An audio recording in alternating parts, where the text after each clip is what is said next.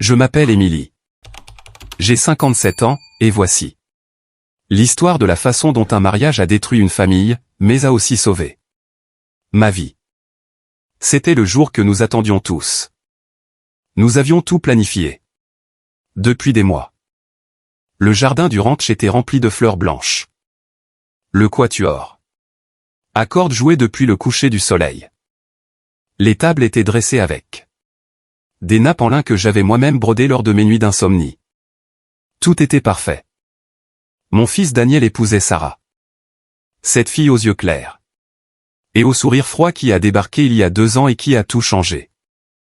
Je portais la robe bleu roi que ma mère portait à son propre mariage. J'avais les cheveux relevés en un chignon élégant. Je voulais être belle, digne, comme doit l'être la mère du marié. Quand je suis arrivé dans la salle de réception, Sarah m'a vu. Elle n'a rien dit. Elle a juste chuchoté quelque chose à l'oreille de Daniel.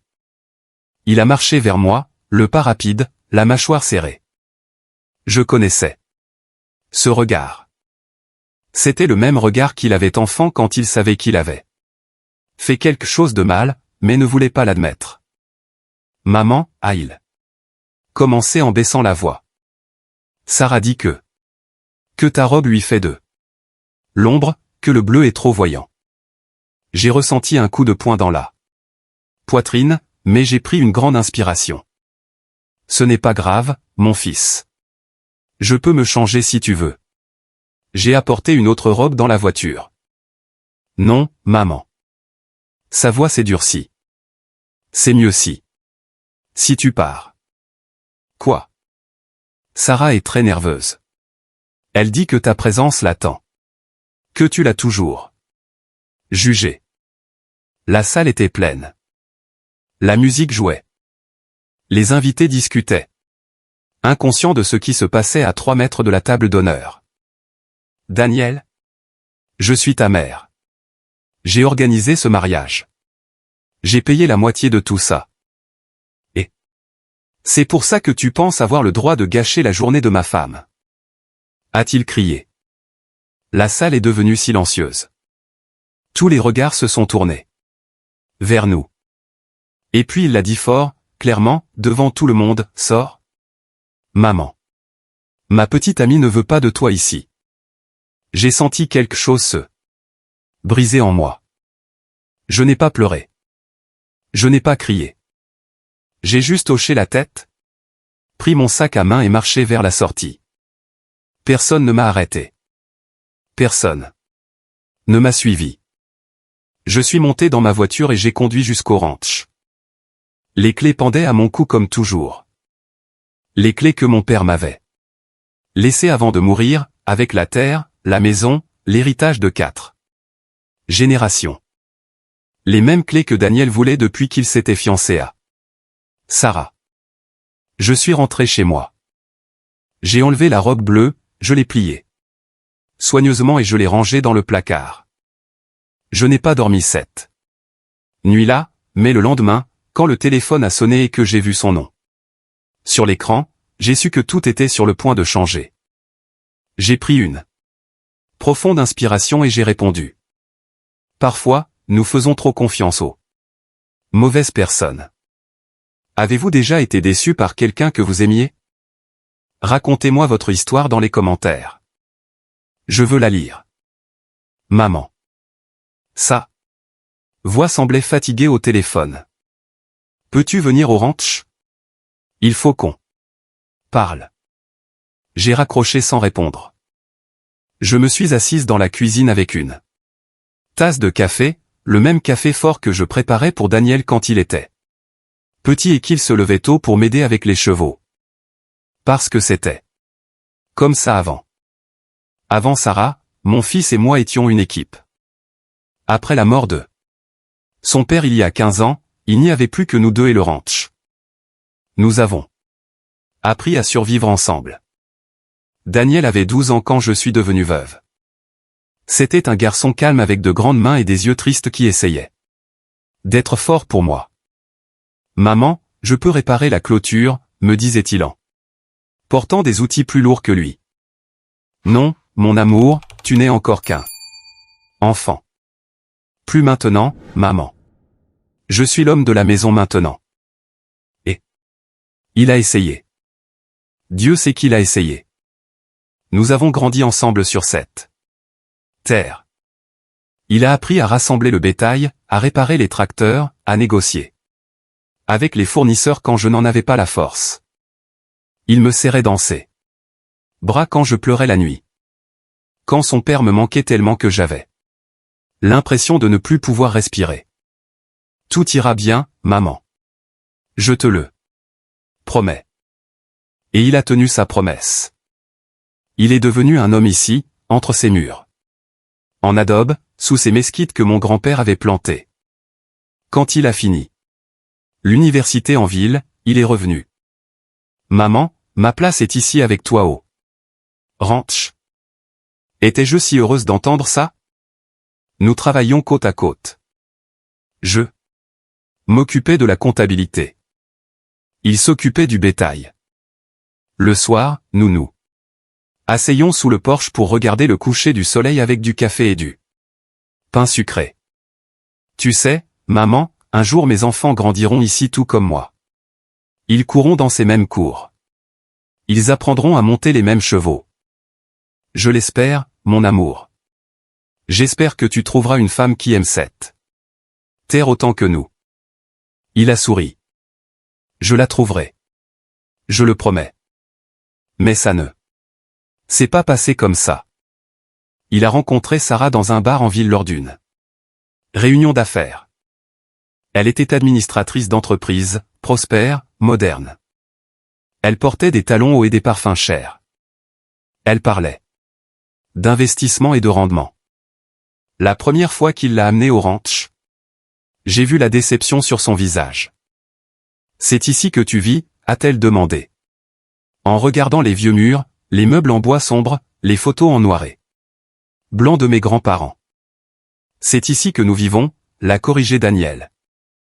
C'est magnifique, n'est-ce pas? Sarah a souri. Mais ses yeux disaient autre chose. À partir de ce jour-là, tout a changé. Daniel a commencé à rentrer tard. Il a cessé de s'asseoir avec moi sur le porche. Il parlait de vendre du bétail, de moderniser, de transformer le ranch en salle de réception. Maman, Sarah a de bonnes idées.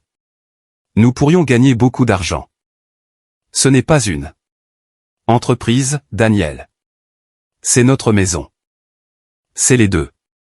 Maman, nous devons être réalistes. Ce mot réaliste, il ne l'avait jamais utilisé auparavant. Les clés du ranch pendaient à mon cou, les mêmes que mon père m'avait données. Avant de mourir avec des larmes dans les yeux. Émilie, cette terre est ton héritage. Ne laisse personne te la prendre. Pas même ton fils. À l'époque, je ne comprenais pas pourquoi il disait cela. Maintenant, si. Le téléphone a sonné. À nouveau. C'était encore Daniel. Cette fois, j'ai répondu. Pendant que je raconte ceci, je me demande d'où vous écoutez. Écrivez le nom de votre ville. Dans les commentaires. Maman, s'il te plaît. J'ai besoin des clés du ranch. Sa voix était différente, plus froide, comme s'il lisait un script que quelqu'un d'autre avait écrit pour lui. Pourquoi en as-tu besoin, Daniel? Silence à l'autre bout du fil. J'ai entendu des voix en arrière-plan. Une voix de femme. Sarah. Eh bien, je veux faire quelques changements. Tu sais, moderniser un peu. Peut-être remodeler la pièce principale. Changer les vieux meubles. Ces vieux meubles ont été fabriqués par ton arrière-grand-père de ses propres mains. Maman, s'il te plaît, ne commence pas. Hier, c'était déjà assez de drame. Du drame? J'ai senti ma voix se briser. Tu m'as jeté de ton mariage et c'est moi qui cause des drames. Tu as décidé de porter cette robe en sachant que Daniel, c'était la robe de ta grand-mère, la même qu'elle portait quand elle a épousé ton grand-père dans ce même ranch que tu veux maintenant. Remodeler. Un autre silence. Plus long, plus lourd. Maman, les choses changent. Les traditions changent. Sarah a raison. On ne peut pas vivre dans le passé. Sarah a raison. Ces 3 mots qui avaient commencé à définir mon fils. Depuis qu'il l'avait rencontré.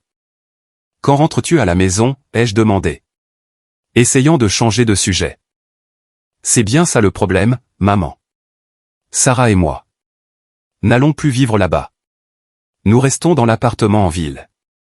C'est plus pratique pour son travail. J'ai eu l'impression qu'on m'avait coupé le souffle. Mais tu avais dit que tu élèverais tes enfants ici, que c'était ta maison. Et ça l'est. Mais j'ai aussi besoin de construire ma propre vie avec ma femme. Ma femme? Il ne prononçait plus son nom avec affection. Il le disait comme quelqu'un qui signe un contrat. Alors pourquoi as-tu besoin des clés? Parce que légalement, c'est aussi ma maison, maman. Mon père l'a laissé à 50% pour toi, 50% pour moi. Elle était là, la vérité, la fracture. Son père lui avait en effet laissé la moitié de la propriété, mais les clés, le contrôle, l'administration, il me les avait laissées avec une clause spécifique. Émilie décidera de l'avenir du ranch tant qu'elle sera en vie et saine d'esprit. Daniel ne recevra sa part que lorsqu'elle le déterminera. Mon mari me connaissait. Il savait que je ne vendrais jamais. Il savait que je protégerais cette terre, même contre notre propre fils, si nécessaire. Les clés restent avec moi, Daniel. Maman, ne sois pas puérile. Nous voulons juste faire quelques aménagements. Peut-être louer le ranch pour des événements, des mariages, des fêtes d'anniversaire pour les 16 ans.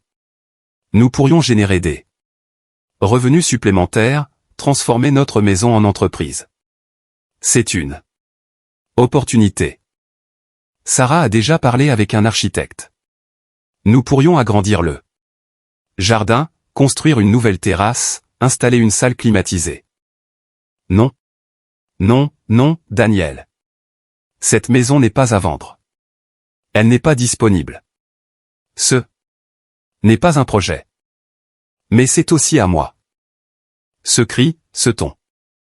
C'était la voix d'un étranger. Ton père t'a laissé cette terre pour la protéger, pas pour l'exploiter. Mon père est mort, maman. Il est mort depuis 15 ans et tu vis toujours comme s'il allait revenir demain. Je me suis tu. Ces mots m'ont transpercé comme des couteaux. Je suis désolé, maman. Je ne voulais pas dire. Si, tu le voulais. Ma voix est sortie calme. Trop calme. Et c'est très bien. Tu as raison. Ton père est mort. Et j'ai vécu toutes ces années en prenant soin de ce qu'il aimait, de ce qu'il a construit, de ce dont il rêvait. Pour toi. Mais peut-être as-tu raison. Peut-être est-il temps pour chacun d'eux nous de vivre sa propre vie. Qu'est-ce que tu veux dire? Je veux dire que les clés restent avec moi. Le ranch reste ma responsabilité et toi aussi, tu peux construire la vie que tu veux ailleurs. Tu nous mets à la porte? Non. Je te donne ce que tu as demandé.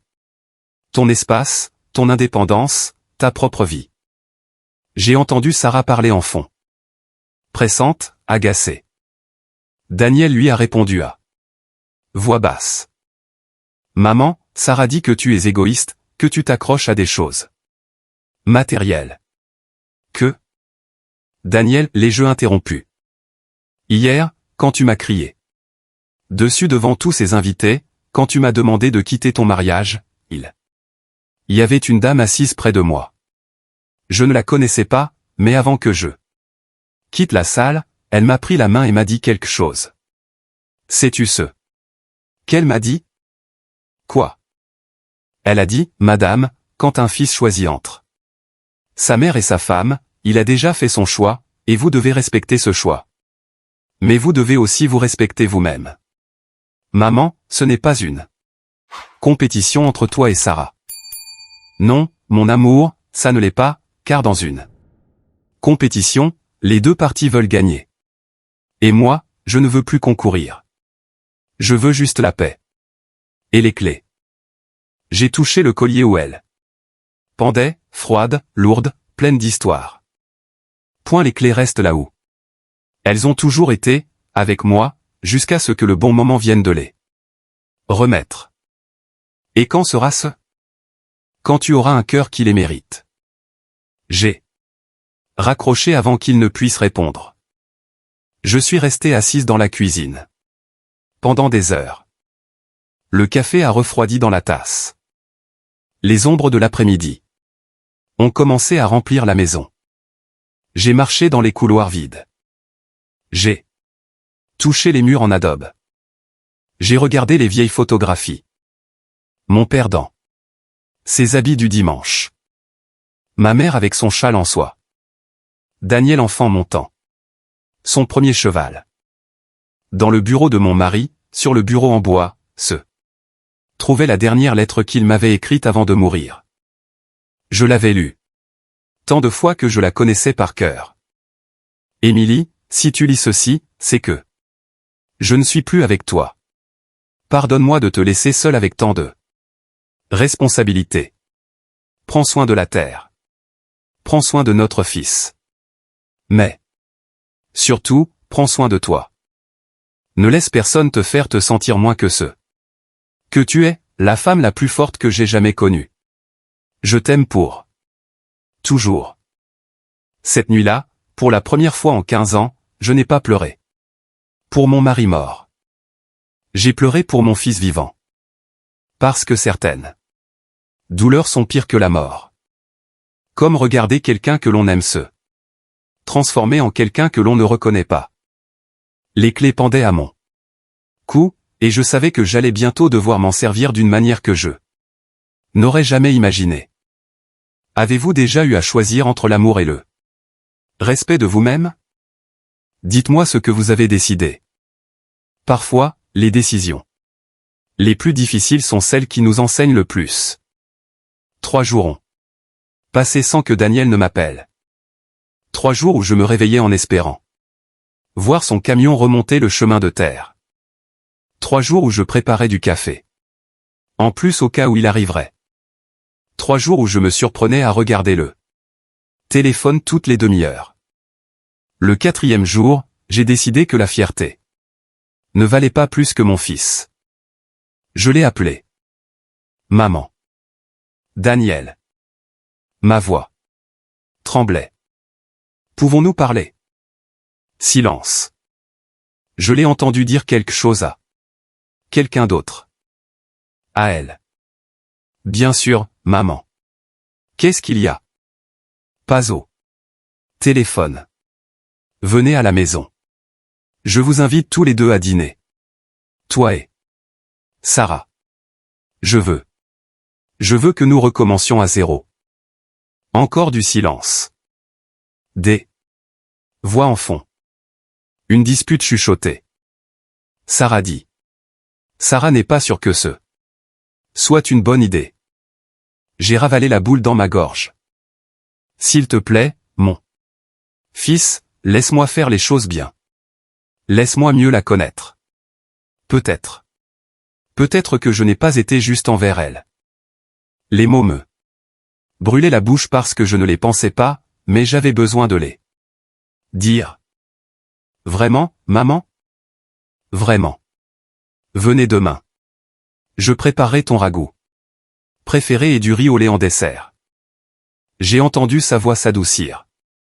Mon garçon était encore là, quelque part sous toutes ces nouvelles couches. D'accord, nous serons là demain vers 19h. Parfait. Je vous attendrai. J'ai raccroché et j'ai regardé la cuisine. La vieille cuisinière en fer où ma mère m'avait appris à cuisiner. Les pots en argile dont j'avais hérité de ma grand-mère. Les carreaux peints à la main que nous avions ramenés de Santa Fe. Quand nous nous sommes mariés.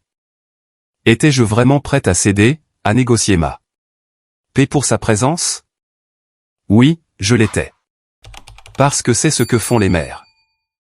Nous plions, nous nous brisons, mais nous ne lâchons pas. J'ai passé toute la journée du lendemain à préparer le dîner. J'ai moulu les épices de mes propres mains. J'ai fait mijoter le poulet. J'ai dressé la table de la salle à manger. Avec la nappe brodée, les bougies en cire d'abeille, les assiettes à la vraque. Nous n'utilisions que pour les grandes occasions. J'ai mis une robe simple. Beige, discrète. Rien qui ne puisse voler la vedette à qui que ce soit. J'ai attaché mes cheveux en arrière. J'ai mis les boucles d'oreilles en perles que mon mari m'avait offertes pour notre 10e anniversaire. Les clés pendaient à mon cou, cachées sous ma robe. À 19h15, ils sont arrivés. Quand j'ai vu le camion de Daniel se garer devant la maison, mon cœur s'est accéléré comme si j'étais une petite fille attendant son père. Comme c'est pathétique, ai-je pensé. Mais je n'y pouvais rien. Je suis sorti pour les accueillir. Daniel est descendu le premier. Il portait une chemise blanche, un jean sombre, ses cheveux peignés avec du gel. Il était beau. Il avait l'air différent, comme un acteur jouant le rôle de mon fils. Sarah est descendue ensuite, une robe moulante. Couleur bordeaux, des talons hauts, des cheveux lisses et parfaits, un maquillage impeccable. Elle portait un sac de créateur sur un bras et son téléphone dans la main. « Bonsoir, Émilie », a-t-elle dit avec un sourire qui n'atteignait pas ses yeux. « Sarah, je suis si heureuse que vous soyez venus tous. » Les deux. « Entrez, je vous en prie. » Daniel m'a fait un bisou sur la joue. C'était rapide, forcé. « Ça sent bon, maman. C'est ton ragoût de poulet préféré. » Ils sont entrés dans la maison. Sarah a regardé autour d'elle avec cette expression que je connaissais déjà. Une évaluation, comme si elle calculait combien valait chaque meuble, chaque tableau, chaque pan d'histoire. Comme c'est pittoresque, a-t-elle fini par dire. La maison a 120 ans, ai-je expliqué en fermant la porte. Mon arrière-grand-père l'a construite quand il a acheté ses terres. Waouh, ça a définitivement du cachet. Ils se sont assis dans le salon pendant que je finissais de servir. Depuis la cuisine, je les entendais parler à voix basse, des rires nerveux, des silences inconfortables. Quand je suis revenu avec un pichet de thé glacé sucré, Sarah prenait des photos du salon avec son téléphone. « Vous aimez la décoration ?» ai-je demandé en essayant de paraître amical. « Oh, oui, oui. C'est très authentique. » Je prenais juste quelques photos pour les envoyer à ma cousine. Elle adore le style vintage. Vintage? Comme si ma vie était une tendance Pinterest. Le dîner est prêt. Venez dans la salle à manger. Nous nous sommes assis à la longue table en bois. Daniel a sa place habituelle à ma droite. Sarah en face de lui. J'ai servi les assiettes avec soin en m'assurant que tout avait l'air parfait. Bon appétit, ai-je dit en m'asseyant. Daniel a goûté le ragoût. Il a fermé les yeux. Mon Dieu, maman, personne ne fait le ragoût comme toi. J'ai souri. Pour la première fois depuis des jours, quelque chose semblait normal. Je suis contente que ça te plaise, mon amour. Sarah a pris une petite bouchée. Elle a mâché lentement. Elle a posé sa fourchette sur l'assiette. C'est bon, mais je ne peux pas manger beaucoup d'épices. Ça me dérange l'estomac. Ce n'est pas si épicé, ai-je dit. Mais je peux t'apporter autre chose si. Non, non, c'est bon. Je mangerai ce que je peux. Silence. L'horloge murale égrenait chaque seconde, un son que je n'avais jamais remarqué aussi clairement auparavant. Eh bien, ai-je finalement dit, je voulais que vous veniez parce que je veux aime. M'excuser. Daniel a levé les yeux. Sarah aussi. J'ai été injuste avec vous. Deux. Avec votre mariage. Avec tout. Les mots sortaient de façon mécanique. Répétez. C'est votre vie, votre mariage, et je dois apprendre à respecter cela. Sarah a souri pour la première fois. Un vrai sourire. Merci, Émilie. Cela signifie beaucoup pour moi. Pour nous. Daniel m'a pris la main. Maman, je suis allé trop loin, moi aussi. Je n'aurais pas dû te crier dessus, surtout pas. Devant tout le monde. C'est du passé, mon fils. L'important est d'aller de l'avant. Exactement, est intervenue Sarah. Aller de l'avant. De nouveau. Départ. Nous avons trinqué avec du thé glacé comme une famille normale, comme si de rien n'était. Après le dîner, pendant que je servais le riz au lait, Sarah s'est levée. Vous voulez bien m'excuser. Je dois utiliser les toilettes. Bien sûr, c'est la deuxième porte à gauche. Elle est partie. Daniel et moi étions seuls. Maman, merci d'avoir fait ça. Je sais que ça n'a pas été facile. Rien n'est facile quand il s'agit de toi, mon amour, mais ça en vaut toujours la peine. Il a souri. Mon garçon était toujours là. Sarah est une femme bien, maman. Vous avez juste besoin de mieux vous connaître. Je sais, et je vais essayer. Vraiment. Nous avons parlé encore un moment. Il m'a raconté leur lune de miel dans les Caraïbes, leur projet pour l'appartement, un nouveau travail que Sarah avait obtenu dans une entreprise multinationale. Tout semblait parfait. Trop parfait. Sarah mettait beaucoup de temps. Ta femme va bien, ai-je demandé. Elle doit être en train de retoucher son maquillage. Tu sais comment sont les femmes. Je me suis levé. Je vais voir si elle a besoin de quelque chose. J'ai marché dans le couloir. La porte de la salle de bain était ouverte. Vide. Sarah. Silence. J'ai continué à marcher. Je suis passé devant le bureau de mon mari. La porte était entr'ouverte. Je l'ai poussée. Sarah était à l'intérieur, de dos, tenant son téléphone en l'air. Elle prenait des photos du bureau, des tiroirs, des documents qui se trouvaient sur la table. Sarah. Elle s'est retournée, sursautant. Son visage a pâli pendant une seconde, mais elle a rapidement repris son sang-froid. Oh, Émilie, tu m'as fait peur. Elle a ri nerveusement. Je suis désolé. J'ai juste vu cette pièce et elle m'a semblé si intéressante. Toutes ces vieilles choses. C'est le bureau de ton mari? C'était. Oui. Désolé. Elle a mis son téléphone dans son sac. Il a de très belles choses. J'adore le vintage. Il y avait encore ce mot. Cette pièce est généralement fermée à clé. La porte était ouverte. J'ai pensé que je pouvais entrer. C'est bon. Ne t'inquiète pas, retournons voir Daniel. Nous sommes retournés dans la salle à manger.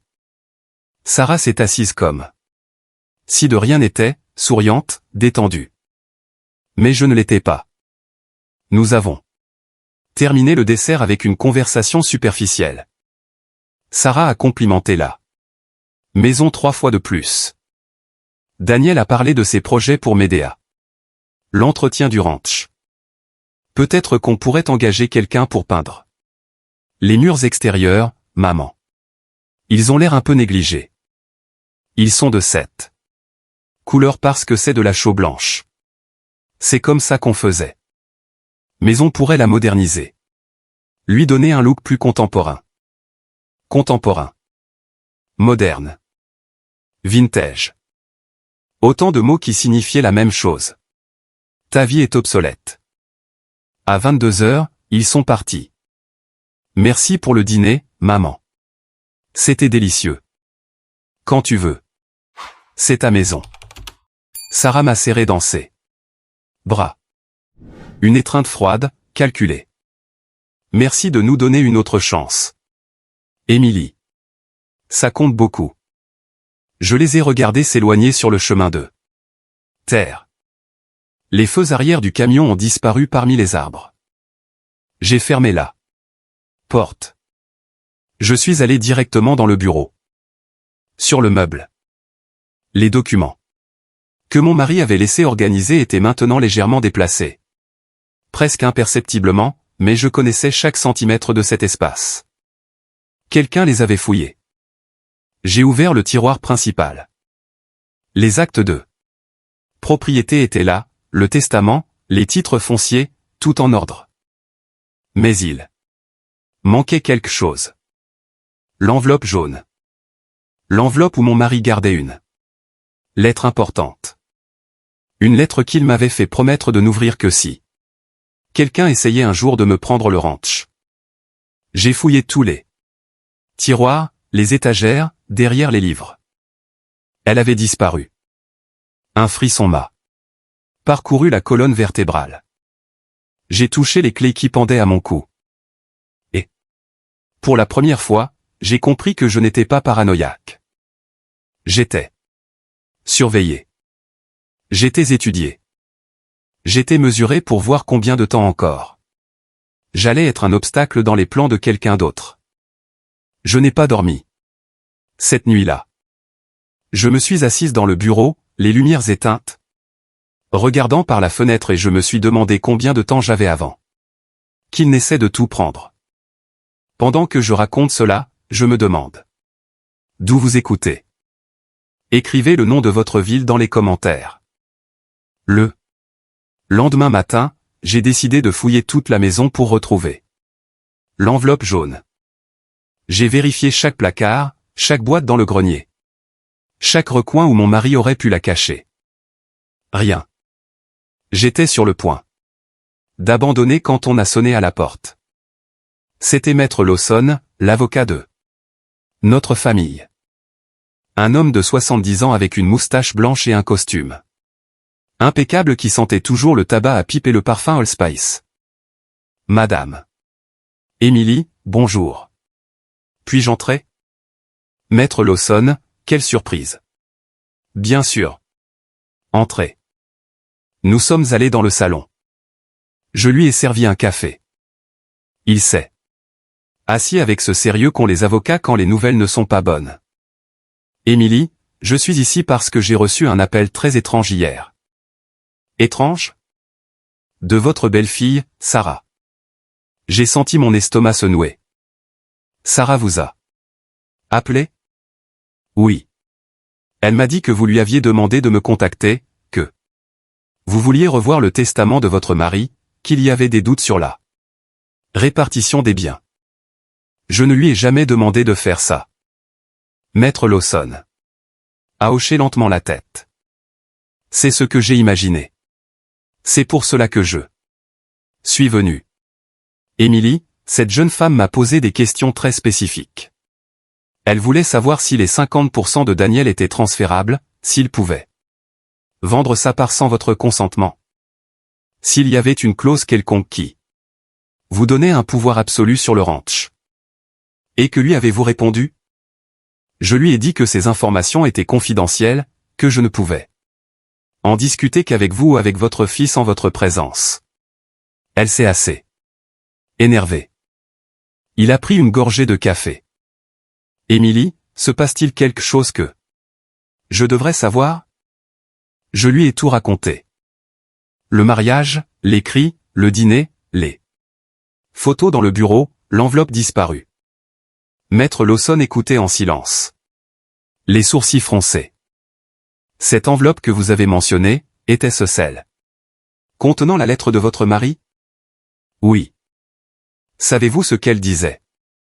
Je sais que votre mari m'a demandé de rédiger un document il y a des années, peu avant sa mort, mais il ne m'a jamais dit ce qu'il contenait. Il m'a seulement demandé de certifier sa signature et de la conserver dans une enveloppe jaune. Scellée. En avez-vous une copie? Non. Votre mari a été très clair. Seulement un original entre vos mains. Il m'a dit que c'était une protection. Une police d'assurance. Contre quoi? Maître Lawson m'a regardé avec ses yeux fatigués qui ont vu trop de tragédies familiales. Contre ça, je suppose. Contre le jour où quelqu'un essaierait de prendre ce qui vous appartient. Il est parti une demi-heure plus tard, non sans m'avoir prévenu. Émilie, soyez prudente. J'ai vu des cas comme ça. Quand il y a de l'argent et des biens en jeu, les gens changent, même la famille. Daniel n'est pas comme ça. Daniel? Peut-être pas. Mais Sarah. Je n'ai pas répondu parce que je n'avais pas de réponse. Cet après-midi-là, j'ai reçu un SMS de Daniel. Maman, Sarah veut t'inviter à déjeuner demain. Juste vous deux pour mieux vous connaître. Quand? Dis-tu? Quelque chose dans mes tripes me disait de ne pas y aller. Mais quelque chose de plus fort me disait que j'avais besoin de savoir ce qui se passait. Bien sûr. À quelle heure? 14 heures au restaurant Hacienda. Ironique? N'est-ce pas? J'y serai. Le lendemain, je m'habillai avec soin. Un pantalon noir, un chemisier blanc, un blazer simple, les clés sous mon chemisier comme toujours. Je suis arrivé au restaurant avec 5 minutes d'avance. Sarah était déjà là, assise à une table près de la fenêtre, son téléphone à la main, un verre de vin blanc devant elle. Elle avait l'air détendue, confiante, comme une joueuse d'échecs qui sait déjà comment la partie va se terminer. Émilie, quelle ponctualité. Assieds-toi, je t'en prie. Je me suis assise. J'ai commandé de l'eau minérale. Merci d'être venu, a dit Sarah en posant son téléphone. Je sais que les choses entre nous ont mal commencé, et je veux réparer ça. Moi aussi. Bien, parce que, regarde, Émilie, je ne suis pas ton ennemi. Je sais que tu penses que je suis venu pour te prendre ton fils, mais ce n'est pas le cas. Je suis venu pour l'aimer et cela inclut le respect de sa famille. Elle avait l'air sincère, presque crédible. Je suis heureuse de l'entendre. Et c'est pourquoi je veux être honnête avec toi. Elle s'est penchée en avant. Daniel est stressé, très stressé. Il se sent coincé entre toi et moi, et ce n'est pas juste pour lui. Je ne lui ai jamais demandé de choisir. Je sais. Mais il a l'impression de devoir le faire, surtout avec l'histoire du ranch. Elle y était. La vraie raison du déjeuner, l'histoire du ranch. Émilie, nous savons toutes les deux que cette propriété est immense, magnifique, pleine de potentiel, mais c'est aussi un fardeau. L'entretenir coûte de l'argent, du temps et de l'énergie. Daniel me dit que tu fais tout toute seule, que tu n'acceptes pas d'aide. Que tu t'accroches à quelque chose qui pourrait être trop lourd pour toi maintenant. J'ai pris une grande inspiration, j'ai compté jusqu'à 5. Rentre chez ma maison, pas un fardeau. Bien sûr, c'est ta maison. Personne ne dit le contraire, mais réfléchis-y. Toi, seul dans cette immense maison sans Daniel, sans personne. Ne serait-il pas plus facile de la vendre, de la louer ou d'en faire quelque chose de productif? Quelque chose de productif comme quoi? Comme un hôtel de charme ou un lieu événementiel? J'ai des contacts dans l'industrie. Nous pourrions faire quelque chose d'incroyable, de moderne, de rentable. Tu recevrais des bénéfices sans avoir à te soucier de l'entretien. Et qui le gérerait? Sarah a souri. Eh bien, j'ai de l'expérience en administration. Nous pourrions former un partenariat. Tu apportes la propriété. Nous apportons le travail, des bénéfices partagés, et les clés. Pardon, les clés. Qui les aurait? Son sourire a vacillé une seconde. Eh bien, évidemment. Nous aurions besoin d'un accès total pour faire les rénovations, pour montrer le Lieu aux clients potentiels. Donc, vous vivriez là-bas? Pas nécessairement. Y vivre, mais nous aurions besoin de la pleine utilisation de la propriété. C'est la seule façon pour que l'entreprise fonctionne. J'ai bu une gorgée d'eau. Lentement, sentant chaque pièce du puzzle se mettre en place. Et où vivrais-je? Où tu veux.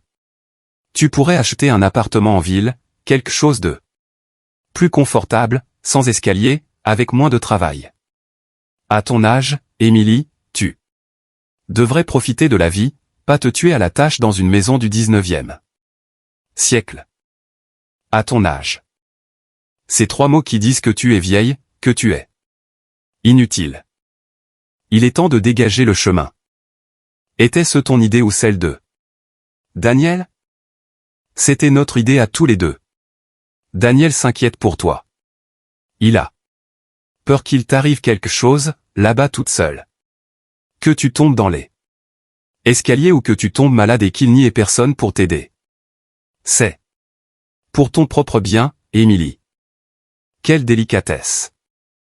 Sarah n'a pas détecté le sarcasme dans ma voix, ou elle s'en fichait. Alors, qu'en dis-tu? Pouvons-nous au moins envisager l'idée? Parler à un architecte. Regarder les chiffres. Non. Son sourire s'est figé. Non. Non, Sarah. Le ranch n'est pas à vendre. Il n'est pas disponible pour les affaires. Il n'est pas ouvert au partenariat. C'est ma maison, et il restera ma maison jusqu'au jour où j'en déciderai autrement. Mais Daniel est aussi propriétaire. Daniel possède 50% de la propriété, mais j'ai le contrôle total sur son utilisation et son administration. Mon mari l'a stipulé dans son testament. C'est injuste. Non. C'est une protection. Sarah a posé son verre plus fort que nécessaire. Émilie? Je ne veux pas paraître impoli, mais tu es égoïste. Cette propriété pourrait changer la vie de ton fils, la vie de ta famille, et tu t'y accroches comme si c'était plus important que nous. Ce n'est pas plus important. C'est différent. Le ranch est un héritage. Vous deux, vous êtes temporaires. Elle a pâli. Temporaire. Les mariages peuvent se terminer, Sarah. Les entreprises peuvent faire faillite. Les promesses peuvent être rompues. Mais la terre reste. Je me suis levé. J'ai laissé de l'argent sur la table pour mon eau. Merci pour l'invitation, mais je crois que nous n'avons plus rien à nous dire. Émilie, attends. Transmets mes amitiés à mon fils. Dis-lui que quand il voudra me voir, il saura où me trouver. Je suis sorti du restaurant. Mon cœur battait. La chamade, mais mes jambes étaient fermes. Je suis monté dans ma voiture. Je suis resté assise là un moment, à respirer. J'ai sorti les clés de sous mon chemisier. Je les ai tenues dans ma main, froide, lourde, réelle. Et à ce moment-là, j'ai su que la guerre avait déjà commencé. Sauf que cette fois, je n'allais pas me rendre. Quelqu'un vous a-t-il déjà fait sentir que vous étiez un obstacle sur son chemin? Comment avez-vous géré la situation? Cette nuit-là, alors que je préparais une tisane à la camomille dans la cuisine, j'ai entendu un camion remonter le chemin. Il était 23 heures. Mon cœur s'est emballé. J'ai pensé à Daniel. Peut-être était-il venu me parler, s'excuser, me dire que Sarah avait tort. Mais quand j'ai ouvert la porte, j'ai vu que c'était le camion de Maître Lawson. Il est descendu rapidement, une enveloppe Kraft à la main et une expression que je ne lui avais jamais vue auparavant. Émilie, pardonnez-leur. Mais vous devez voir ça. Qu'y a-t-il, Maître Lawson? Nous sommes allés dans le salon. Il ne s'est pas assis. Il a posé l'enveloppe sur la table avec précaution, comme si elle contenait quelque chose de dangereux. Après notre conversation d'hier, j'ai continué à penser à ce document que votre mari m'avait demandé de certifier. Je suis allé aux archives de mon bureau. J'ai cherché dans tous les vieux dossiers et j'ai trouvé ceci. Il a ouvert l'enveloppe. Il en a sorti une feuille jaunie avec l'écriture de mon mari. C'est une copie. La seule que j'ai faite sans qu'il le sache. Je l'ai fait parce que votre mari était très malade quand il est venu me voir. Et quelque chose dans son ton m'a fait penser que ce document était important, que peut-être vous en auriez besoin un jour. J'ai pris la feuille avec des mains tremblantes. C'était une lettre manuscrite, datée de 3 semaines avant la mort de mon mari. J'ai commencé à lire. Émilie, mon amour, si tu lis ceci, c'est parce que quelqu'un essaie de te prendre le ranch. Et s'ils essaient, cela signifie que j'avais raison. Il y a 2 mois, lorsque je suis allé à l'hôpital pour mes derniers examens, j'ai rencontré un homme dans la salle d'attente. Un homme âgé, malade. Comme moi. Nous avons commencé à parler. Il m'a raconté son histoire. Il m'a dit qu'il avait un fils, qu'il l'avait élevé seul après la mort de sa femme. Il lui avait tout donné. L'éducation, les valeurs, l'intégralité de l'héritage familial. Mais quand son fils s'est marié, tout a changé. La belle-fille a commencé à le manipuler petit à petit. D'abord avec des mots gentils, puis avec des idées de modernisation.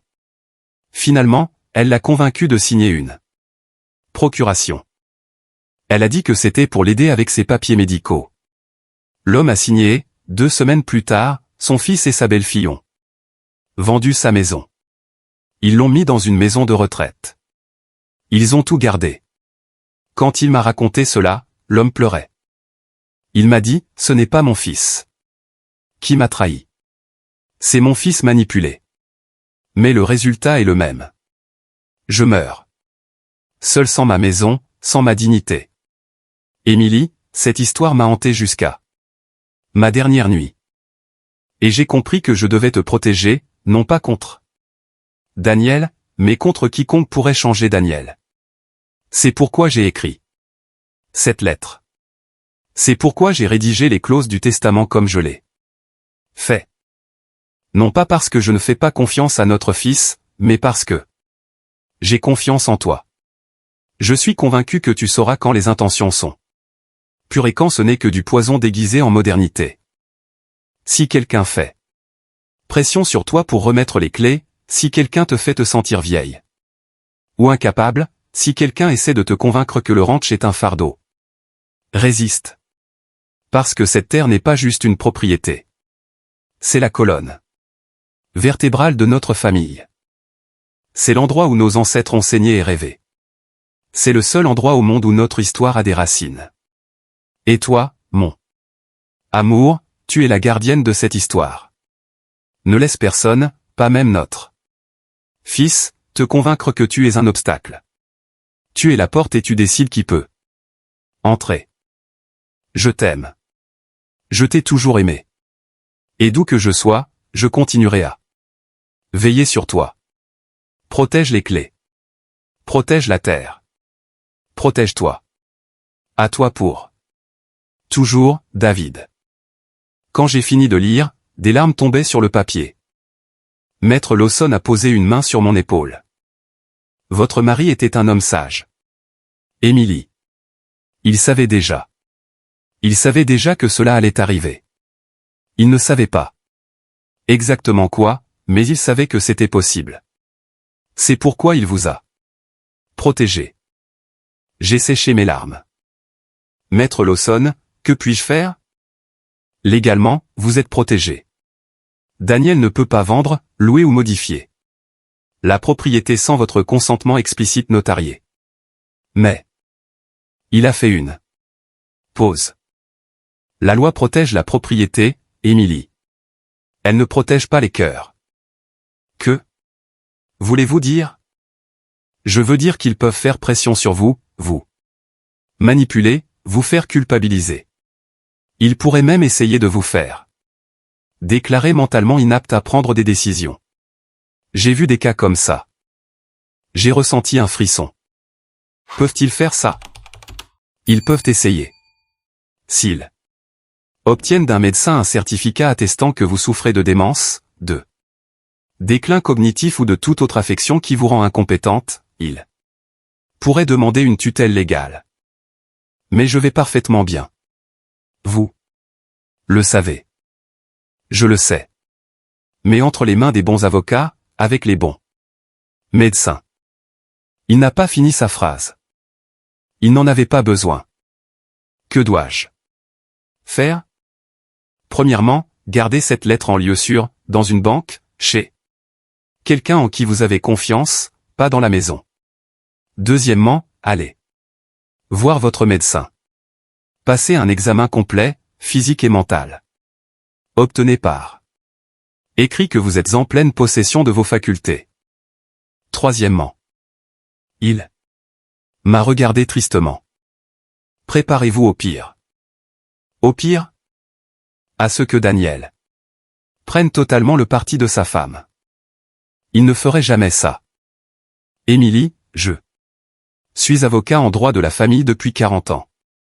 Et je peux vous dire une chose que j'ai apprise. Quand un homme doit choisir entre sa mère et son lit, il choisit presque toujours le lit. Ces mots m'ont fait l'effet d'un coup physique. Mais je savais qu'il avait raison. Maître Lawson est parti à minuit. Je suis resté seul dans le salon avec la lettre de mon mari entre les mains. Je l'ai relue 3 fois de plus. À chaque fois, sa voix devenait plus claire. Dans mon esprit. Tu es la gardienne de cette histoire. Ne laisse personne te convaincre que tu es un obstacle. Tu es la porte. Je me suis levé. Je suis allé dans le bureau. J'ai ouvert le coffre-fort caché derrière le portrait de mon père. J'ai mis la lettre à l'intérieur avec les actes originaux de la propriété. J'ai fermé à clé. J'ai touché les clés qui pendaient à mon couet. J'ai pris une décision. S'ils voulaient la guerre, ils allaient la voir.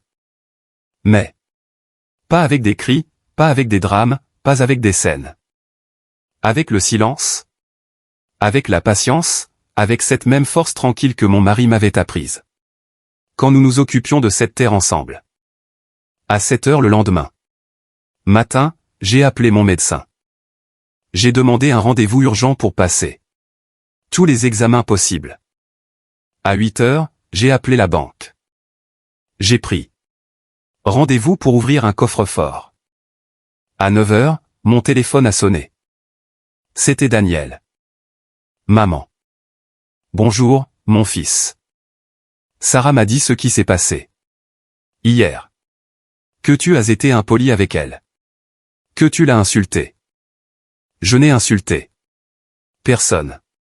J'ai juste dit clairement que le ranch n'était pas à vendre. Personne n'a dit qu'il était à vendre.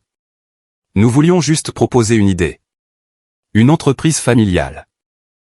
Daniel, penses-tu vraiment que j'ai besoin d'une entreprise à mon âge? Penses-tu vraiment que je veuille transformer la maison où je t'ai élevé en hôtel? Il n'y a pas que toi qui décides, maman. Je suis copropriétaire aussi, de la propriété, pas de l'héritage. Ça n'a pas de sens. Peut-être pas pour toi, mais pour moi, si. Silence. Une respiration lourde. Sarah dit que tu es égoïste. Que tu t'accroches au passé. Que tu as besoin d'aide. D'aide? Oui, maman. D'une aide professionnelle. Peut-être. Peut-être que tu devrais parler à quelqu'un, un thérapeute ou un médecin pour t'aider à lâcher prise. Ça y était. Ce dont Maître Lawson m'avait prévenu. Aide professionnelle. Médecin, incompétence mentale. Daniel, penses-tu vraiment que je suis folle? Non, maman. Mais je pense que tu es seule. Que tu t'es laissé piéger dans cette maison avec des fantômes et des souvenirs. Et ce n'est pas sain. Je suis en parfaite santé. Alors prouve-le. Viens vivre avec nous. Un moment. Quitte le ranch. Sors de là. Et les clés? Laisse-nous les clés. Pour des raisons de sécurité, pour que personne n'entre pendant ton absence. J'ai fermé les yeux. J'ai pris une profonde inspiration. J'ai compté jusqu'à 10. Non, Daniel. Non, je ne quitte pas ma maison. Je ne laisse pas les clés. Et je ne vais plus en discuter avec toi. Alors je ne sais plus quoi faire, maman. Vraiment, je ne sais plus comment t'aider. Je n'ai pas besoin de ton aide, mon fils. J'ai besoin de ton respect. Je ne peux pas respecter une décision qui te fait du mal. La seule décision qui me fait du mal, c'est la tienne. Choisir. Une femme que tu connais à peine plus tôt que la mère qui t'a élevé. Et voilà. C'est toujours la même chose avec toi. Soit je suis avec toi, soit je suis contre toi. Non, Daniel. Soit tu es avec moi, soit tu es avec quelqu'un qui veut prendre tout ce que j'ai. Il a raccroché. Le silence après l'appel a été pire que les cris. Je suis restée assise dans la cuisine pendant des heures. Je n'ai pas pleuré. Je n'avais plus de larmes pour ça. J'ai juste ressenti un vide profond. Comme quand mon mari est mort, comme quand j'ai compris que j'étais seul au monde. Mais cette fois, c'était différent. Cette fois, je n'étais pas veuve. J'étais orpheline de mon fils et cela faisait mal d'une manière que je n'aurais jamais cru possible. Cet après-midi-là, je suis allé à la banque. J'ai ouvert le coffre. J'y ai mis les copies de tous les documents importants. Actes, testament, lettres de mon mari. Le lendemain, je suis allé chez le médecin. Ils ont fait des analyses de sang, des tests cognitifs, des examens de mémoire. Madame Émilie, vous êtes en parfaite santé, m'a dit le médecin une semaine plus tard. Physiquement et mentalement. En fait, vous êtes en meilleure santé que beaucoup de gens de 20 ans de moins que vous. Pouvez-vous me donner cela par écrit? Bien sûr. J'ai rangé le certificat médical avec les autres documents. Et j'ai attendu, car je savais que ce n'était pas fini. Je savais que Sarah n'allait pas abandonner. Et je savais que mon fils, mon garçon, mon Daniel, était perdu dans un endroit que je ne pouvais plus atteindre. Les clés pendaient à mon cou. Et pour la première fois de ma vie, j'ai senti que leur poids n'était pas une protection. C'était la solitude. Je me demande encore si j'ai bien fait de tenir bon. Et vous? Qu'auriez-vous fait à ma place? 3 semaines se sont écoulées sans avoir de nouvelles de Daniel. 3 semaines où mon téléphone est resté silencieux. 3 semaines où chaque bruit sur la route me faisait courir à la fenêtre dans l'espoir de voir son camion. Mais il n'est jamais venu, jusqu'à ce jeudi après-midi. J'étais dans le jardin en train de tailler les rosiers que ma mère avait plantés il y a 40 ans quand j'ai entendu le moteur. Pas un seul camion, 2, et une voiture. J'ai enlevé mes gants. J'ai essuyé la sueur de mon front. Daniel est descendu du premier camion. Sarah est descendue de la voiture. Et du deuxième camion, 2 hommes avec des mallettes sont sortis. Des avocats, à en juger par leur apparence. Mon estomac s'est serré. Daniel, qu'est-ce qui se passe? Il ne voulait pas me regarder dans les yeux. Il a marché vers moi avec des pas raides, comme un soldat suivant des ordres. Maman, nous devons parler à l'intérieur. Qui sont-ils? C'est Maître Moral et Maître Sanchez. Ils sont ici pour nous aider à résoudre la situation. Quelle situation? Sarah s'est avancée, souriante comme si elle arrivait à une fête. Émilie, ne t'énerve pas. Nous voulons juste clarifier certaines questions juridiques. Rien de grave. Je ne les ai pas invités à entrer. Maman, s'il te plaît, a dit Daniel, la voix fatiguée. Ne rends pas les choses plus difficiles. Quelque chose dans son ton m'a glacé le sang, mais J'ai ouvert la porte.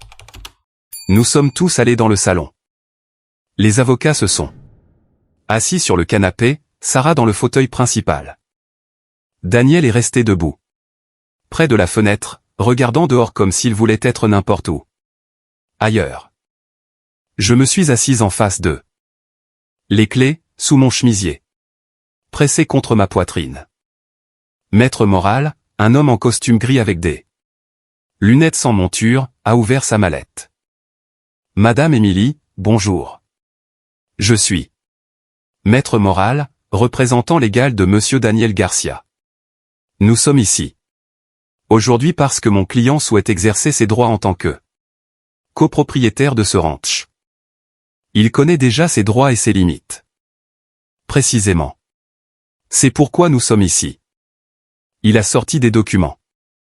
Nous avons examiné le testament de votre défunt marié, bien qu'il soit vrai que vous ayez le contrôle administratif de la propriété, il existe une clause qui permet au copropriétaire de demander un partage des biens s'il estime que l'administration actuelle détériore la valeur de la succession. Se détériorer. Ce ranch est en parfait état. Physiquement, peut-être, mais économiquement. Il a posé les papiers sur la table. Il perd de la valeur. Il ne génère aucun revenu. Il n'a aucune utilisation productive. Et selon nos calculs, les coûts d'entretien dépassent tout bénéfice potentiel. C'est ma maison, pas une entreprise. Légalement, madame, c'est les deux. Une propriété privée avec une valeur commerciale. Et mon client a le droit de demander que cette valeur soit protégée. J'ai regardé Daniel. Il était toujours tourné vers la fenêtre, regardant dehors. Daniel, as-tu demandé cela? Il n'a pas répondu. Sarah a répondu pour lui.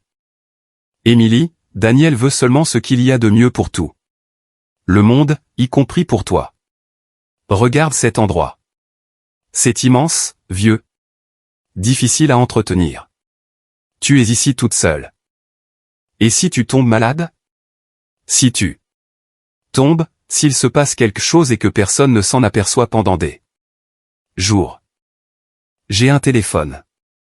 J'ai des voisins. Tu as 57 ans, Émilie. Et même si tu es en bonne santé maintenant, combien d'années encore pourras-tu gérer cela? 5? 10? Et ensuite? Vas-tu laisser cette propriété se détériorer jusqu'à ce qu'elle ne vaille plus rien? Elle vaut plus que vous ne pourrez jamais le comprendre. Tout ne se mesure pas en argent. Le plus jeune, maître Sanchez, est intervenu avec un sourire condescendant. Madame, personne ne remet en question votre attachement émotionnel, mais nous devons être réalistes. Cette propriété a une valeur marchande d'environ 3 millions de dollars. Si elle était vendue, elle n'est pas à vendre.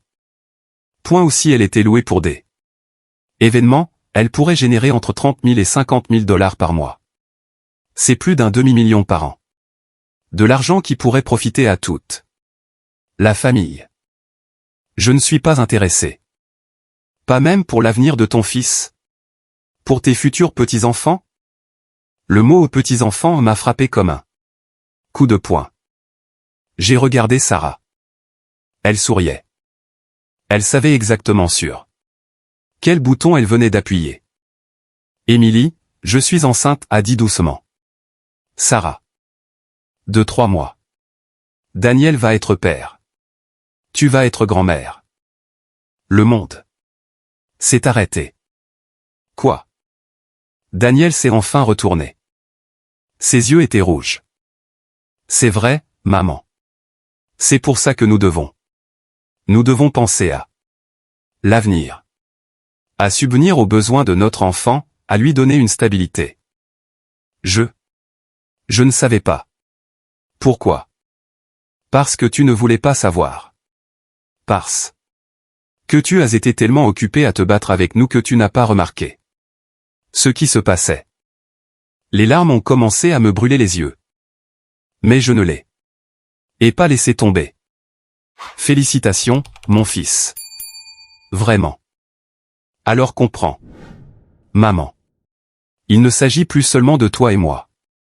Il s'agit de mon enfant, de ton petit enfant. Et il mérite d'avoir des parents qui ne sont pas stressés par l'argent, qui peuvent lui donner une éducation, des opportunités, un avenir. Et tu empêches ça. Tu n'empêches pas cela. Tu rends juste. Tu rends juste les choses plus difficiles qu'elles ne devraient l'être. Maître Moral a repris la parole. Madame Émilie, mon client est prêt à trouver un accord. Nous ne voulons pas aller au tribunal. Nous ne voulons pas que ça devienne laid. Mais si vous ne coopérez pas, nous devrons demander à un juge un partage forcé des biens. Et dans ce processus, beaucoup de choses pourraient être révélées. Des choses que vous ne voudriez peut-être pas rendre publiques. Quelles choses? Votre âge. Votre condition de vivre seul, votre refus d'accepter de l'aide. Un juge pourrait interpréter cela comme de l'entêtement sénile. Il pourrait remettre en question votre capacité à prendre des décisions rationnelles. Elle était là. La menace dont Maître Lawson m'avait prévenu. J'ai des certificats médicaux prouvant que je suis en pleine possession de mes moyens. Des certificats que vous avez demandés récemment, ce qui pour un juge pourrait paraître suspect. Comme si vous saviez que vous alliez être interrogé, comme si vous vous prépariez à vous défendre. Je me suis levé. Ça suffit. Tout le monde. Dehors. Maman. J'ai dit dehors. Ma voix est sortie plus forte que je ne m'y attendais. C'est ma maison, et tant qu'elle le sera, c'est moi qui décide. Qui entre et qui sort. Sarah s'est levée aussi, les mains sur son ventre à peine visible. Émilie, pense à ton petit enfant. Veux-tu vraiment qu'il grandisse en sachant que sa grand-mère a préféré une vieille maison à son avenir? Je veux qu'il grandisse en sachant que sa grand-mère avait de la dignité. Qu'elle n'a pas vendu son âme ou son histoire pour de l'argent. Il ne s'agit pas seulement d'argent, a crié Daniel. C'est mon héritage. C'est ce que mon père m'a laissé, et tu me le prends. Ton père t'a laissé plus que des propriétés, Daniel. Il t'a laissé des valeurs, des principes, le respect pour ce que les générations avant toi ont construit. Ces valeurs ne paient pas les factures. Non, mais elles te permettent de dormir en paix. Daniel a marché vers moi. Son visage était rouge. Ses poings étaient serrés. Donne-moi les clés, maman. Non. Donne-moi ces foutues clés. Le cri a résonné dans toute la maison. Les avocats avaient l'air mal à l'aise. Sarah a posé une main sur le bras de Daniel. Chérie, calme-toi. Ça n'en vaut pas la peine. Mais il était hors de contrôle. J'ai été patient avec toi. J'ai essayé de parler. J'ai essayé de raisonner, mais tu n'écoutes pas. Tu n'écoutes jamais. C'est toujours ce que tu veux, ce que tu décides, ce dont tu as besoin. Et moi? Est-ce que je ne compte pas? Tu comptes plus que tout au monde. Alors, prouve-le. Donne-moi ce qui est à moi. Donne-moi mon héritage. Donne-moi mon avenir. J'ai enlevé le collier avec les clés. Je les ai tenues dans ma main. Daniel a tendu la sienne, dans l'attente, mais au lieu de les lui donner, je l'ai serrée contre ma poitrine. Ces clés ne sont pas ton avenir, Daniel. Elles sont ton passé, et jusqu'à ce que tu comprennes la différence, tu ne les auras pas. Son visage s'est décomposé, de rage, de douleur, de quelque chose que je n'arrivais pas à identifier. Alors c'est fini. Sa voix est sortie froide. Plate. Je n'ai plus de mère. Les mots m'ont transpercé comme des balles. Daniel. Une mère qui aime son fils plus qu'une propriété ne ferait pas ça. Alors, tu choisis. Soit tu es de mon côté, soit tu n'as pas de fils. Ne me Force pas à faire ce choix. J'ai déjà choisi pour nous deux. Il s'est tourné vers les avocats. Préparez les papiers. Nous allons au tribunal. Je veux le partage des biens. Je veux vendre ma part et je veux qu'elle quitte cette maison. Daniel, s'il te plaît. Vous aurez des nouvelles de nos avocats. Il s'est dirigé vers la porte. Allons-y, Sarah. Sarah m'a regardé avec quelque chose qui ressemblait à de la pitié, mais derrière ses yeux, j'ai vu le triomphe. Je suis désolé, Émilie. Vraiment. Ils sont tous partis. Les avocats. En premier, puis Sarah. Enfin, Daniel. Il ne s'est pas retourné. Il n'a pas dit au revoir. Il est juste monté dans son camion et est parti. Je suis resté sur le pas de la porte, les clés à la main, regardant les 3 véhicules disparaître sur le chemin de terre. Quand la poussière est retombée et que le silence est revenu, j'ai fermé la porte. Je suis allé dans le salon. Je me suis assise dans le même fauteuil où mon mari s'asseyait pour lire le journal chaque matin. Et là, enfin, je me suis autorisé à pleurer. J'ai pleuré pour mon fils. Pour le garçon qui me serrait dans ses bras et me disait que tout irait bien. Pour l'homme qui était censé protéger cet héritage, pas le détruire. J'ai pleuré. Pour le petit enfant qui allait naître, qui allait grandir sans me connaître. Sans savoir d'où il venait, sans comprendre ce que ses ancêtres avaient sacrifié. Pour qu'il puisse exister. J'ai pleuré pour mon mari, de ne pas être là pour m'aider, de m'avoir laissé seul avec ce lourd fardeau. Et j'ai pleuré pour moi-même, pour la femme qui venait de perdre son fils unique, tout cela pour avoir défendu ce qui était juste. Mais quand j'ai fini de pleurer, j'ai essuyé mes larmes. Je me suis levé et j'ai remis les clés autour de mon cou, parce qu'il y avait quelque chose que Daniel ne comprenait pas, quelque chose que Sarah ne comprendrait jamais. Les mères perdent des batailles. Nous perdons des fils. Nous perdons des années de nos vies. Mais nous ne perdons pas notre dignité. Et cette nuit-là, seul dans cette immense maison, entouré de silence et de souvenirs, j'ai compris une chose. Parfois, le plus grand amour que l'on puisse donner est de laisser partir. Même si ça vous brise, même si ça vous tue, même si ça vous laisse totalement seul. Parce que les enfants ne sont pas une propriété, mais la dignité, oui. Et j'avais choisi la mienne. Avez-vous déjà dû laisser partir quelqu'un que vous aimez pour vous sauver vous-même? Cette nuit-là, j'ai appris que parfois l'amour, c'est aussi dire non. 2 mois plus tard, j'ai reçu les papiers du tribunal. Une plainte pour partage de biens, une demande de vente forcée. Des arguments sur une administration défaillante et une détérioration du patrimoine. Maître Lawson les a examinés avec moi dans la cuisine. Émilie, ça va être long, peut-être des années, et coûteux. Pouvons-nous gagner? Légalement, oui. Le testament est clair. Mais émotionnellement. Il m'a regardé tristement. Nous avons déjà perdu. Il avait raison. Cette nuit-là, je n'ai pas dormi. Je me suis assise sur le porche, regardant les étoiles, écoutant le silence de la terre. Et alors j'ai su. J'ai su ce que je devais faire. Le lendemain matin, j'ai appelé Maître Lawson.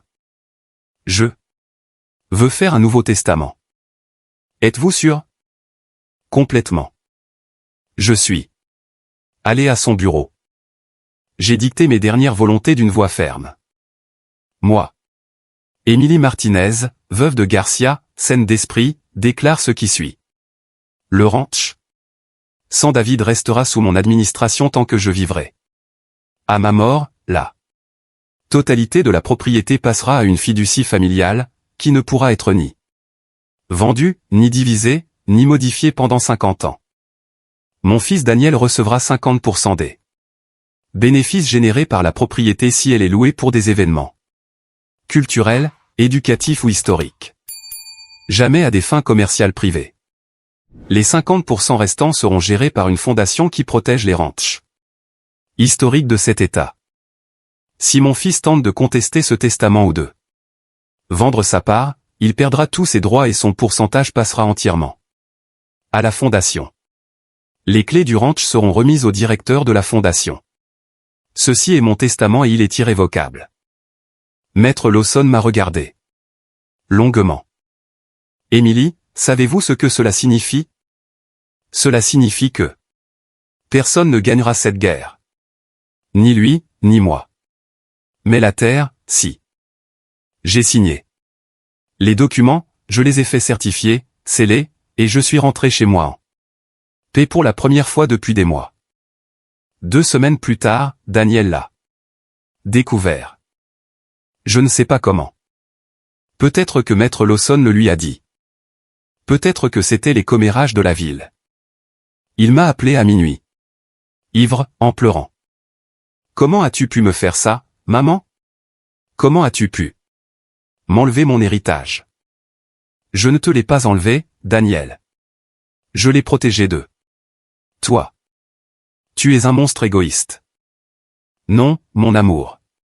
Je suis une mère qui t'aimait trop pour te laisser détruire ce que ton père a construit.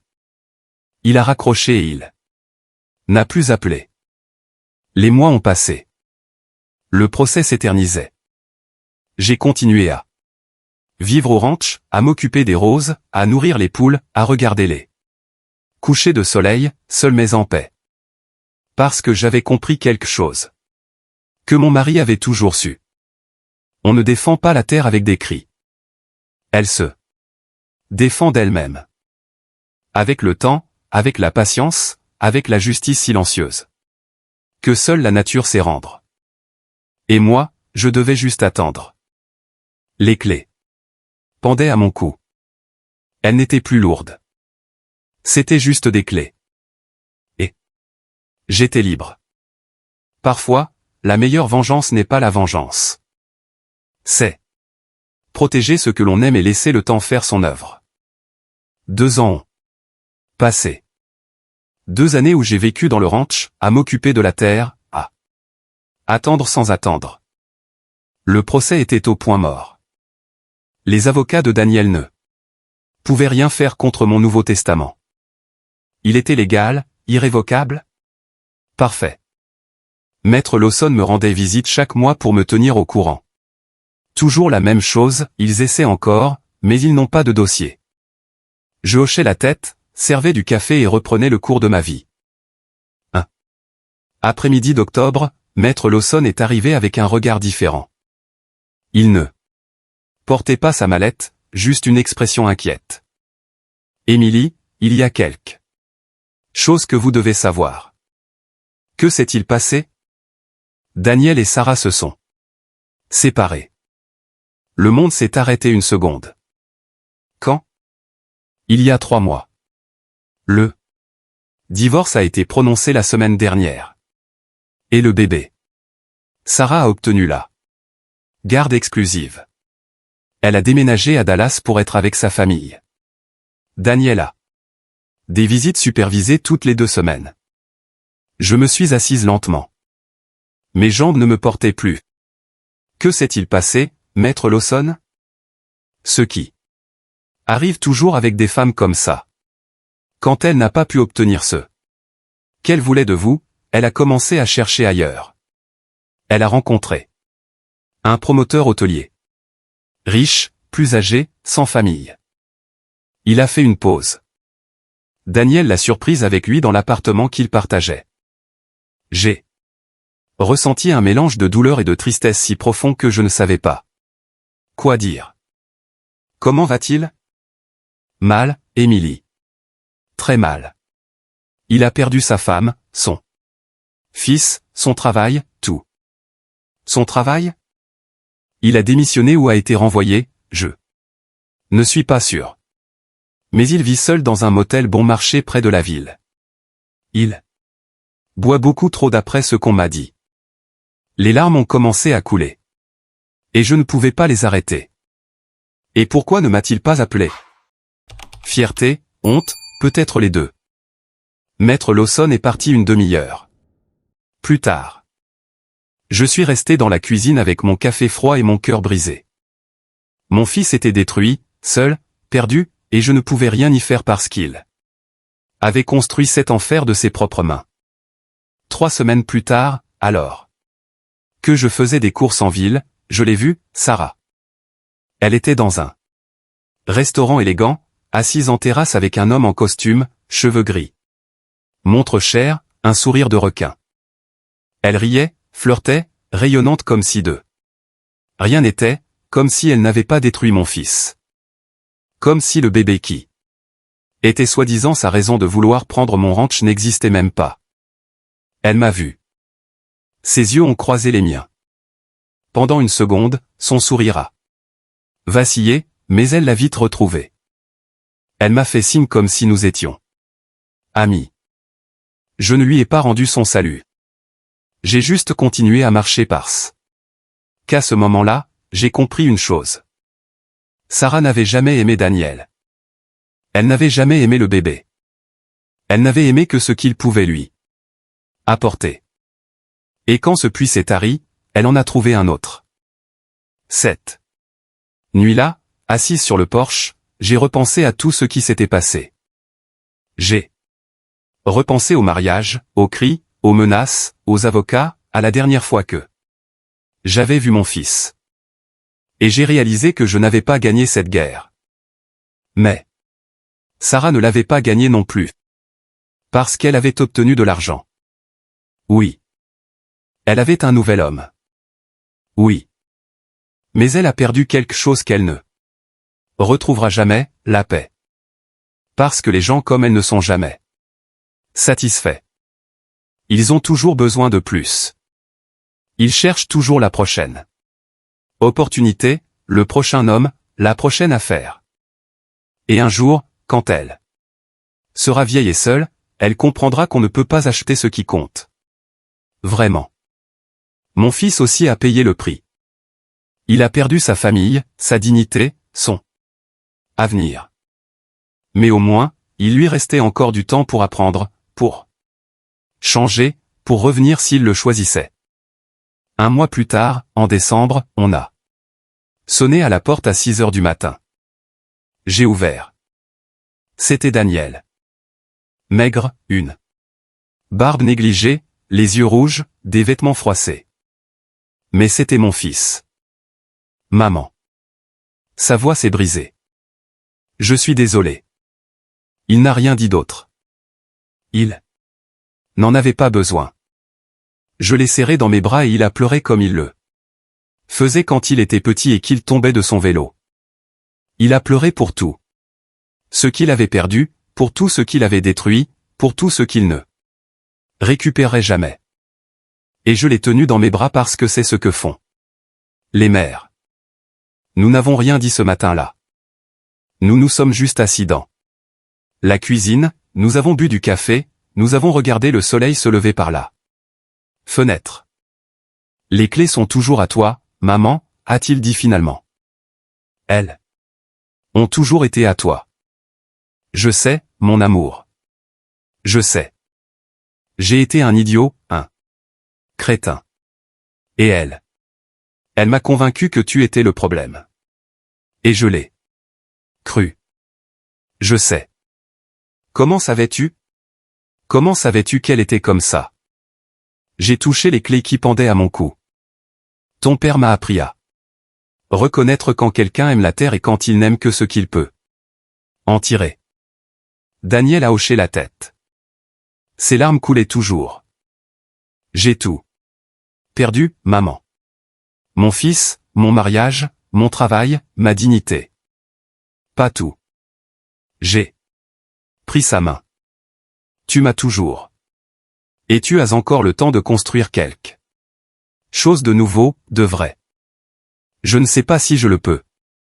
Je ne le savais pas. Non plus quand ton père est mort, mais je l'ai fait. Et tu le peux aussi.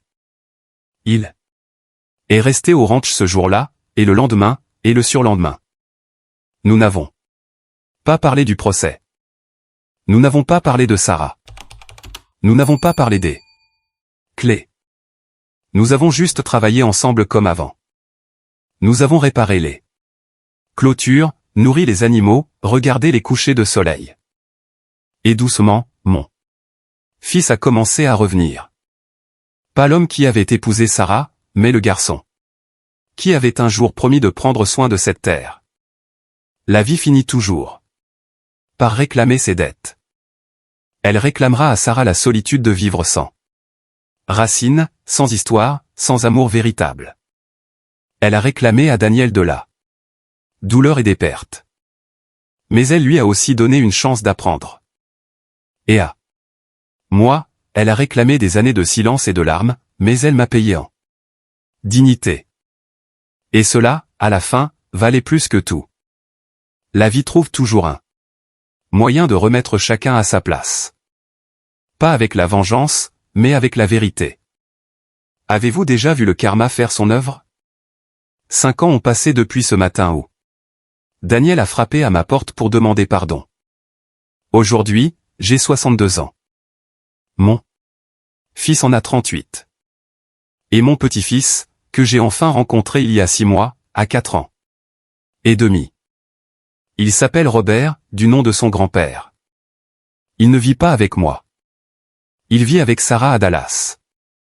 Mais tous les mois, quand Daniel va le chercher pour ses visites, il l'amène au ranch. Et quand ce petit garçon court dans ces mêmes cours où son père a couru, quand il grimpe aux mêmes arbres, quand il s'assoit avec moi sur le porche pour boire du chocolat chaud, je comprends pourquoi ça valait la peine de résister. Daniel vit en ville maintenant. Il travaille dans un garage automobile.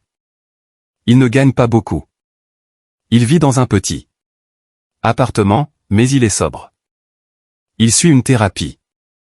Et il apprend à être l'homme que son père voulait qu'il soit.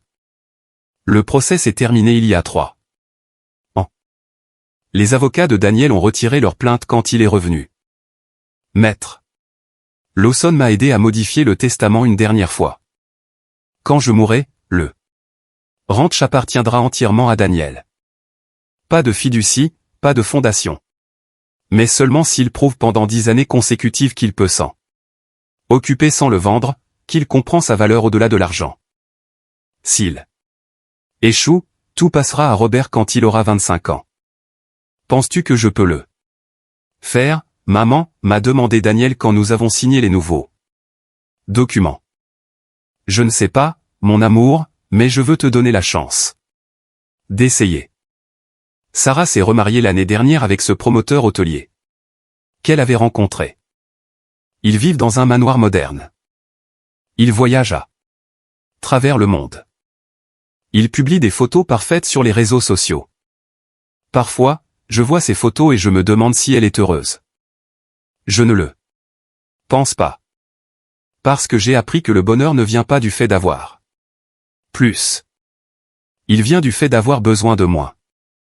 Et elle aura toujours besoin de plus. Je l'ai revue une fois de plus il y a 2 ans, quand elle est venue déposer Robert pour les vacances d'été. Elle est sortie de sa voiture importée, vêtue de vêtements de créateur, avec des lunettes sombres qui cachaient plus que le soleil. Elle avait l'air parfaite, comme toujours. Mais quand elle a enlevé ses lunettes pour me parler, j'ai vu quelque chose dans ses yeux que je n'avais jamais vu auparavant. Le vide. Émilie, a-t-elle dit avec un sourire qui n'atteignait pas ses yeux. Le ranch est superbe. Tu es toujours là. Je suis toujours là. Ce doit être calme, d'être seul. Pas d'inquiétude. C'est calme, ai-je répondu. Parce que je suis là où je dois être. Quelque chose dans mon ton l'a fait cligner des yeux. Je suis là où je dois être, moi aussi, a-t-elle dit rapidement. Mon mari et moi sommes très heureux, nous avons beaucoup de succès. Nous venons d'ouvrir notre 3e hôtel. Je suis contente de l'entendre. Un silence inconfortable. Robert a couru vers moi en criant un grand-mère, avec cette joie pure que seuls les Enfant. Je l'ai serré dans mes bras. Je l'ai soulevé. Je l'ai fait tourner. Quand je l'ai reposé, j'ai vu Sarah nous observer avec une expression étrange. Presque comme de l'envie. Prends bien soin de lui, a-t-elle dit en montant. Dans sa voiture. Je reviendrai dans 2 semaines. Elle est partie sans dire. Au revoir à Robert, sans le prendre dans ses bras, sans lui dire qu'elle l'aimait. Parce que certaines personnes n'apprennent jamais que l'amour ne s'achète pas. Il se construit avec le temps, avec la présence, avec le sacrifice. Mon fils apprend cela doucement, avec la douleur, avec ses erreurs. Mais il apprend. Il y a un mois, pendant que nous travaillions dans le jardin. Ensemble, il m'a dit quelque chose que je n'oublierai jamais. Maman, maintenant. Je comprends pourquoi papa t'a laissé les clés. Ce n'était pas pour me contrôler. C'était pour me protéger de moi-même. J'ai touché les clés qui pendaient toujours à mon cou. Ton père a toujours été plus sage que moi. Non. Maman. Vous étiez sages ensemble. Et moi. J'étais l'idiot qui a mis trop de temps à comprendre. Je l'ai serré dans mes bras. Mon garçon, mon homme, mon fils. Il n'est jamais trop tard pour apprendre, mon amour. Aujourd'hui, alors que je pense à tout cela, assise sur ce même porche où j'ai passé la moitié de ma vie, je vois Robert jouer avec les poules. Je vois Daniel réparer la clôture. Près de l'enclos. Je vois les arbres que mon grand-père a plantés. Je vois les murs en adobe que mon arrière-grand-père a construits. Et je comprends quelque chose qu'il m'a fallu 62 ans pour réaliser. La vie ne consiste pas à gagner ou à perdre. Il s'agit de protéger ce que l'on aime, même quand cela nous coûte tout. Il s'agit de savoir quand résister et quand lâcher prise. Il s'agit de comprendre que le véritable amour n'exige pas. Il donne. Mais il fixe aussi des limites. On m'a jadis traité d'égoïste, de têtu, de vieille femme accrochée au passé. Peut-être avaient-ils raison sur certaines choses. Mais ils avaient tort. Sur la plus importante. Je ne m'accrochais pas au passé. Je protégeais l'avenir. L'avenir de ce petit garçon qui court maintenant librement sur cette terre. L'avenir de mon fils qui apprend à être un homme. L'avenir de toutes les générations qui viendront après moi. Les clés qui pendent à mon cou ne sont plus seulement du métal et de la rouille. Elles sont l'histoire. Elles sont la résistance. Elles sont la preuve qu'une femme seule, sans autres armes que sa dignité, peut défendre tout un monde. Sarah a eu son riche promoteur, son manoir, sa vie parfaite. Mais j'ai quelque chose qu'elle n'aura jamais. La paix. La paix de savoir que j'ai fait ce qu'il fallait, que je ne me suis pas vendu. Que je n'ai pas trahi ceux qui m'ont précédé ni ceux qui viendront après. Et cette paix n'a pas de prix. Si mon histoire aide ne serait ce qu'une seule femme à ouvrir les yeux, à fixer des limites, à défendre ce qui est à elle, peu importe qui lui dit qu'elle a tort, alors tout cela en valait la peine. Les cris, les larmes, les années de solitude, tout. Parce qu'à la fin, la vie trouve toujours un moyen de rendre justice. Pas avec la vengeance, pas avec des cris, mais avec le temps, avec la vérité, avec des conséquences naturelles. Qui arrive quand on s'y attend le moins. Sarah a appris que l'argent n'achète pas l'amour. Daniel a appris que certaines choses valent plus que l'héritage. Et moi, j'ai appris que laisser partir quelqu'un que l'on aime ne veut pas dire qu'on arrête de l'aimer. Cela signifie qu'on l'aime assez pour le laisser tomber, pour qu'il puisse apprendre. Pour qu'il puisse grandir, même si ça vous détruit. Je m'appelle Émilie. J'ai 62 ans. Et c'était l'histoire de comment j'ai perdu mon fils pour nous sauver tous les deux. Les clés sont toujours avec moi. Et ici, elles resteront jusqu'à ce que le bon moment arrive. Parce que maintenant, je sais quelque chose que je ne savais pas il y a 5 ans. Le bon moment, ce n'est pas quand je le décide. C'est quand mon fils sera prêt à les recevoir. Et ce jour-là, je reposerai en paix, sachant que la terre qui m'a vu naître, qui m'a vu pleurer, qui m'a vu résister, sera entre deux bonnes mains. Merci d'avoir écouté jusqu'à la fin.